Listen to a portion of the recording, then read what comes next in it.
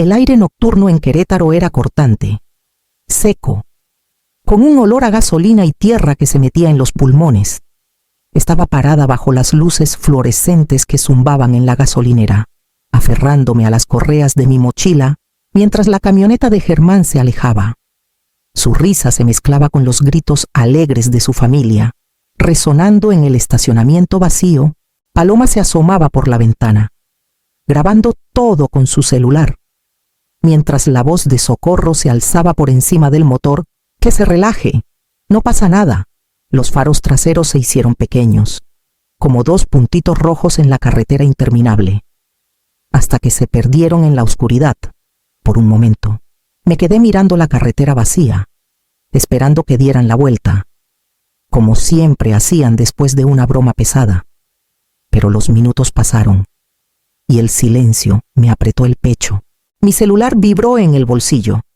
Un mensaje de Germán iluminó la pantalla. «Nos vemos mañana. Aprende a reírte un poco». Mis manos temblaban mientras las llamadas empezaban a llegar. Primero, el buzón de voz con la risa de Paloma, como si yo fuera parte de su espectáculo. Luego Germán, con tono ligero. «Burlón, no seas exagerada. Ariana», una tras otra.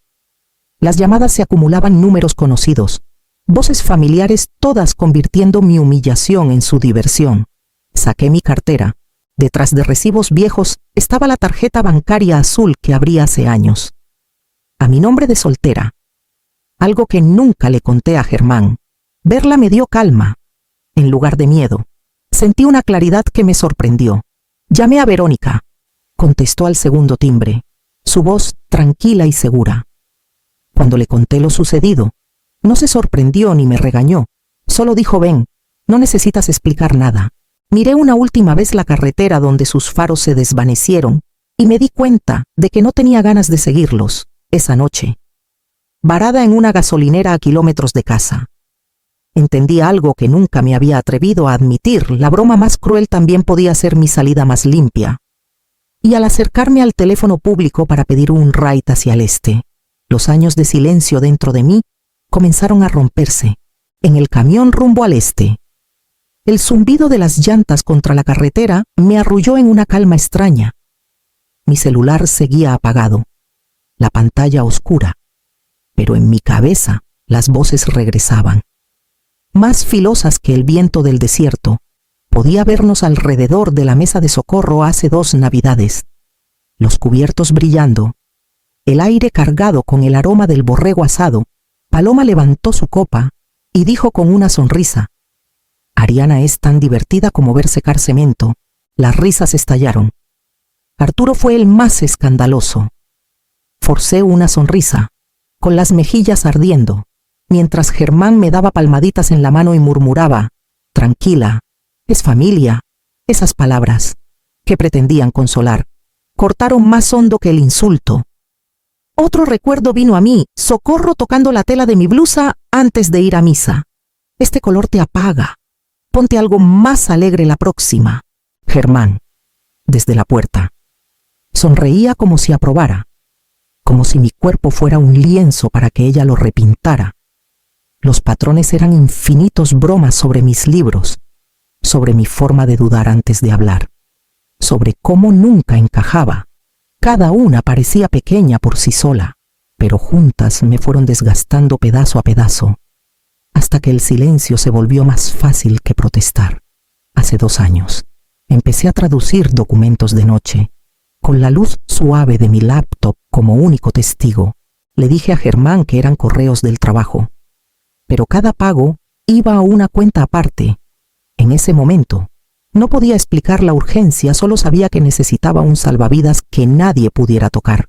Ahora, sentada en el camión con el desierto pasando por la ventana, deslicé esa tarjeta azul para pagar el pasaje de 500 pesos. El conductor no miró el nombre, no preguntó nada, y por primera vez en años, me sentí invisible de la mejor manera posible. Mientras el camión regresaba a la carretera, apoyé la cabeza en la ventana y me di cuenta de que los últimos 5 años no habían sido un matrimonio, habían sido un lento deshacerse disfrazado de amor. y con cada kilómetro hacia el este. Las puntadas que me mantenían en mi lugar comenzaron a soltarse. Verónica me recibió en la puerta pasada la medianoche, con el pelo en un chongo desordenado y los brazos abiertos antes de que pudiera decir algo. No pidió detalles, ni siquiera cuando nos sentamos en su cocina con tazas de té de manzanilla. Solo me dio una llave y dijo: «Cierra la puerta cuando duermas. Mañana comes, descansas y luego planeamos». No era control, era cuidado. Algo que no había sentido en años. Su recámara de huéspedes olía levemente a cedro. Me hundí en el edredón, el peso del cansancio jalándome hacia abajo. Por primera vez desde mi noche de bodas, dormí sin apretar la mandíbula. A la mañana siguiente, la luz del sol se colaba por el escritorio de Verónica donde abrí mi laptop. Empecé a actualizar mi currículum. Idiomas: inglés, español, francés conversacional, experiencia, proyectos de traducción, trabajos freelance que le oculté a Germán. Listé habilidades que él siempre se burló: organización, detalle, comunicación, como si me retara a verlas como fortalezas. Para la tarde, ya había agendado una llamada con una terapeuta local. Encendí mi celular por un momento y estaba lleno de mensajes de voz. La voz de Germán ya no tenía ese tono juguetón, ahora sonaba cortante, casi suplicante. «Ya dejaste tu punto claro. Contesta». Paloma había subido algo a redes que me llegó por amigos en común.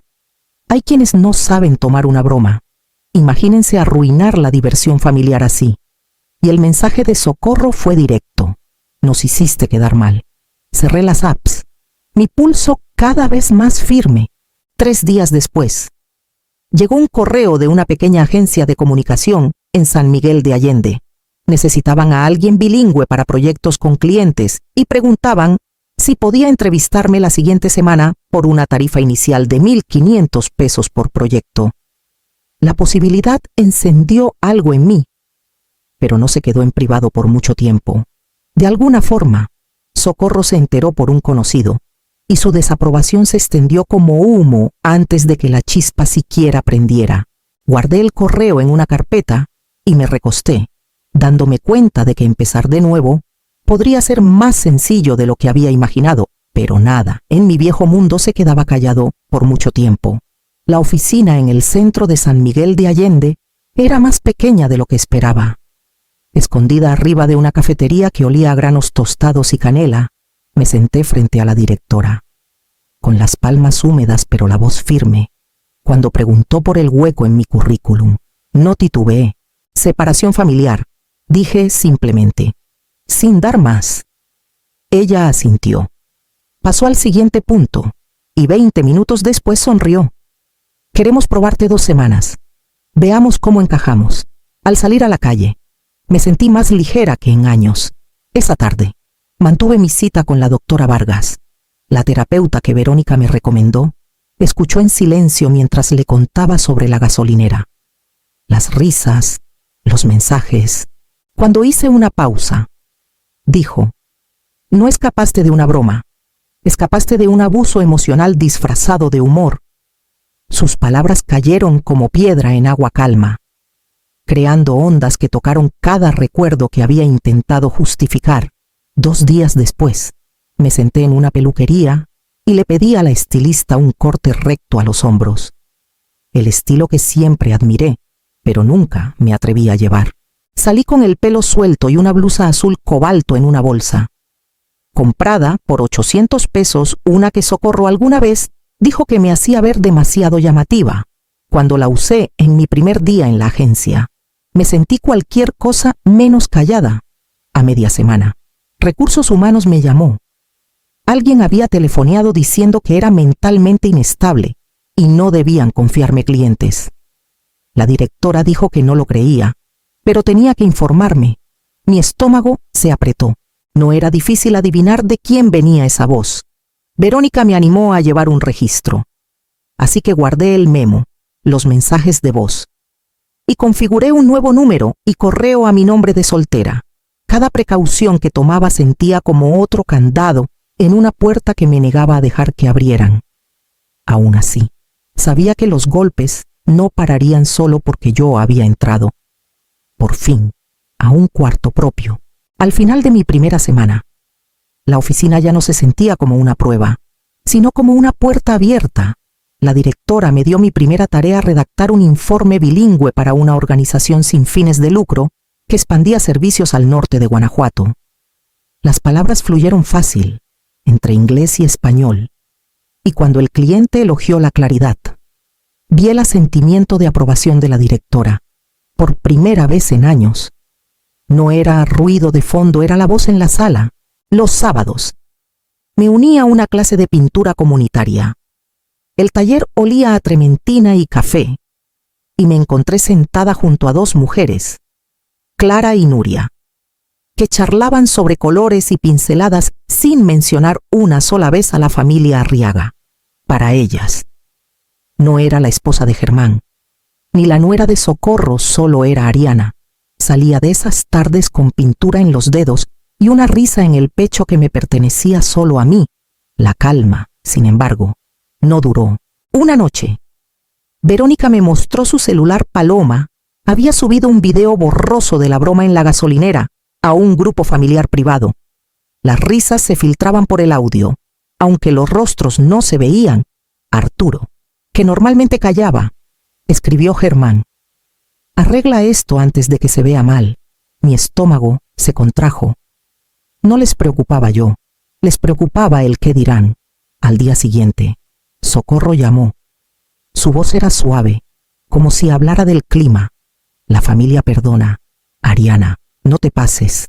Estas cosas pasan. No respondí. Dejé que sus palabras quedaran en el buzón como ruido estático.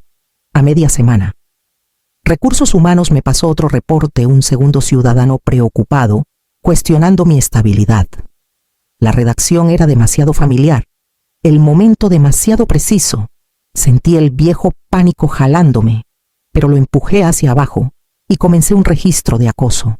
Fechas, horas, capturas de pantalla.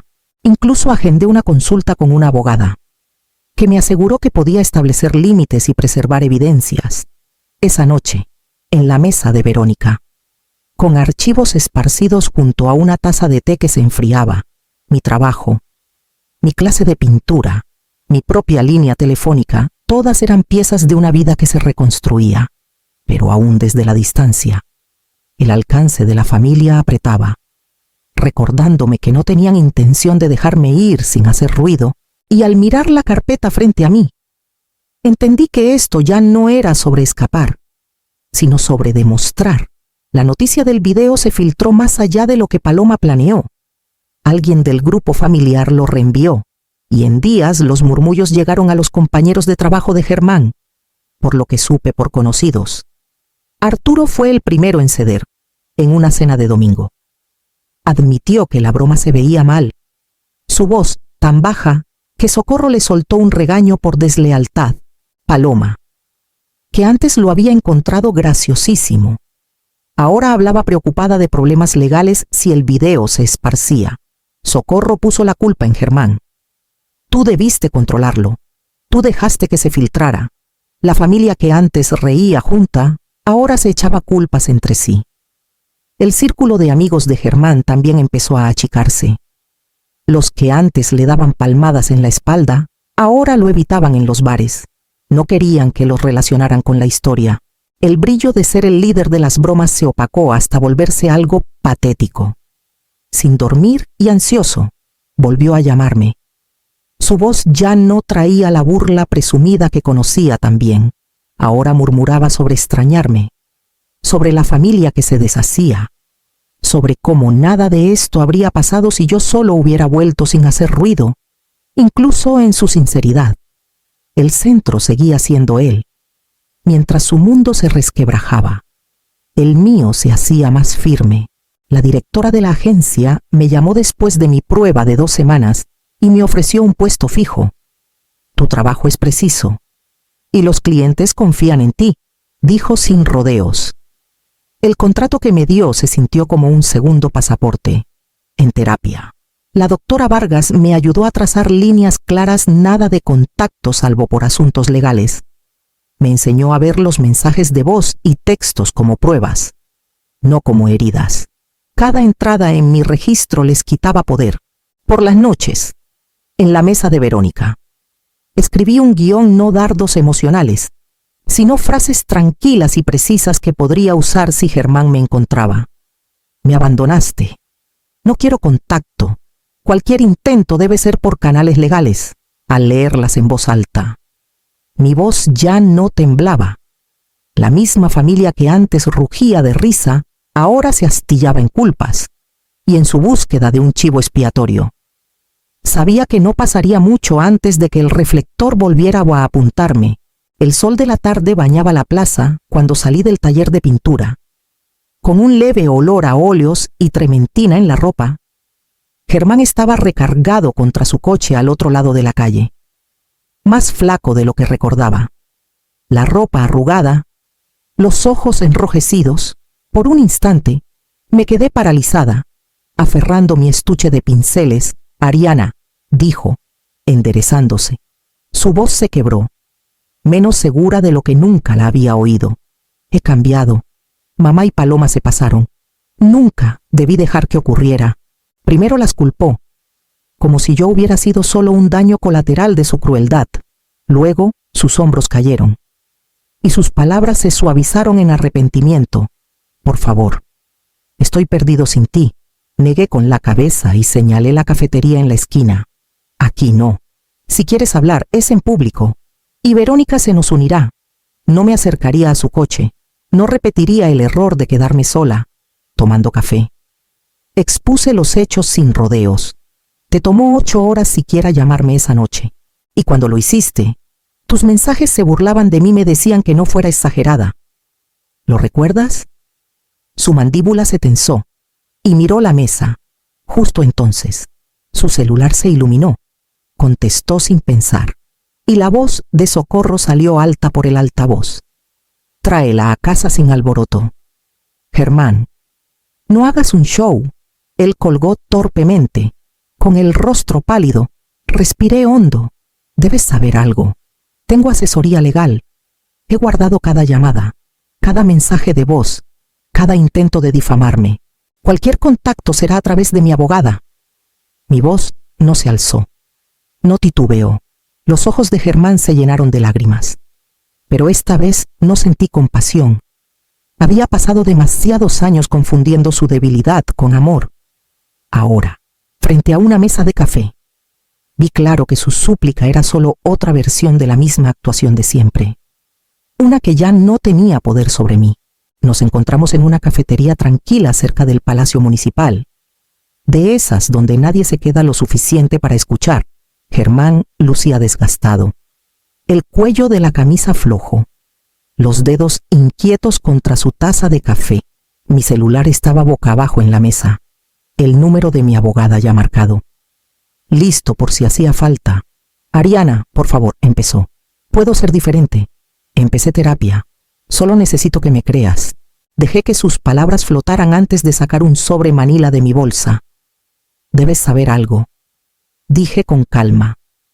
Durante los últimos 2 años y medio, he ahorrado cantidades pequeñas de trabajos extras, dinero de cumpleaños, lo que podía ocultar. Planeé una reubicación, documenté cada mensaje de voz, cada rumor que tú y tu familia esparcieron. Sus ojos se abrieron mientras deslizaba el sobre hacia él.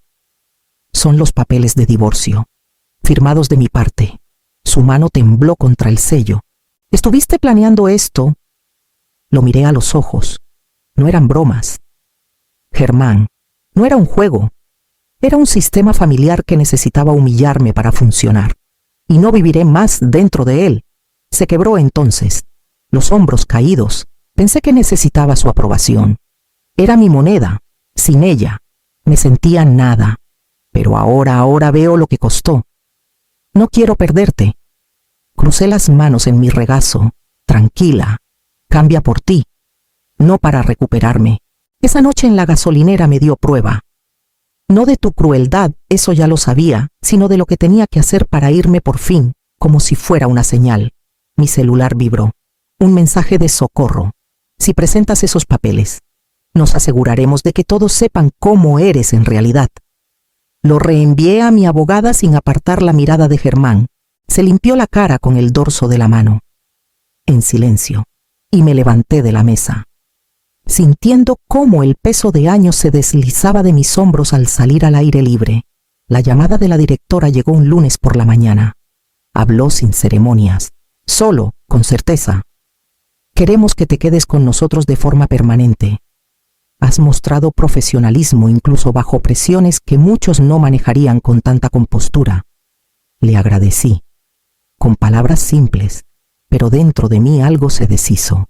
El contrato se sentía menos como un trabajo y más como prueba de que pertenecía a un lugar fuera de la sombra del apellido Arriaga. Ese sábado, la clase de pintura organizó una pequeña exposición en el centro comunitario. Mis lienzos colgaban junto a los de Clara y Nuria. Modestos pero míos. Brindaron con vasos de agua mineral para celebrar. Y por primera vez, nadie se burló de mis colores suaves o líneas firmes. Verónica vino también, trayendo una caja de regalo. Dentro estaba la blusa azul cobalto, planchada y enmarcada. La usaste cuando te reclamaste a ti misma, dijo. La garganta se me cerró, y la abracé más fuerte de lo que las palabras podían expresar. Los ecos de la familia me llegaban de forma dispersa. Arturo mandó un correo breve, 2 frases disculpándose por reírse esa noche. Paloma envió una tarjeta sin firma, con una línea genérica sobre sanar. Socorro nunca dijo nada. Una noche, mi celular se iluminó con un solo mensaje de Germán. Estoy en terapia. Entiendo más ahora. Espero que estés feliz. Lo leí una vez. 2. Y dejé el celular boca abajo. No sentí necesidad de responder. En silencio. Le deseé lo mejor, pero solo en la privacidad de mis pensamientos. El silencio que siguió no estaba vacío. Era firme, como una marea calma, y en esa quietud entendí por fin cómo la paz podía asentarse en los rincones de mi vida sin necesidad de anunciarse. Era suficiente para llevarme hacia lo que viniera después. 1 año después. Mi departamento en San Miguel de Allende es completamente mío. Las paredes están salpicadas con mis propios cuadros, paisajes del desierto, retratos, estudios de luz y sombra, y los alféizares están llenos de plantas que Verónica me ayudó a elegir. Mi calendario está repleto de fechas límite con clientes y una caminata anotada para el sábado por la mañana. Es un ritmo construido a mi manera, firme y sin prisas. Por conocidos, me llegan pedazos de lo que pasó con la familia Arriaga. Discutieron durante meses después de que el video se filtró, cada uno culpando al otro por la vergüenza. Arturo se alejó. Paloma borró sus redes por un tiempo, y Socorro dejó de hablar de esa noche por completo. El video mismo desapareció, retirado en silencio. Su consecuencia es el peso de algo que no pueden nombrar pero no olvidan. No siento triunfo al saberlo, solo una calma asentada. No los derroté, no les probé nada en sus propios términos. Solo me salí y seguí caminando. Eso bastó. La elección no fue sobre ganar, fue sobrevivir. A veces me sorprendo tocando el marco de la blusa azul cobalto, aún colgada en mi pared. Me recuerda que no necesitaba pelear por su aprobación. Solo necesitaba reclamar mi propia voz. La gratitud me llena, pero sin nostalgia. No estoy agradecida por ellos. Estoy agradecida por mí, por la mujer que dejó de esperar permiso para irse. Cierro la puerta tras de mí y giro la llave. El cerrojo suena suave. El aire del desierto afuera está vivo, lleno de posibilidades. Al caminar hacia la calle bañada de sol, sé que la misma carretera que me dejó atrás es la que me liberó. Si la carretera que me dejó atrás es la misma que me liberó, ¿qué podría ser posible el próximo kilómetro?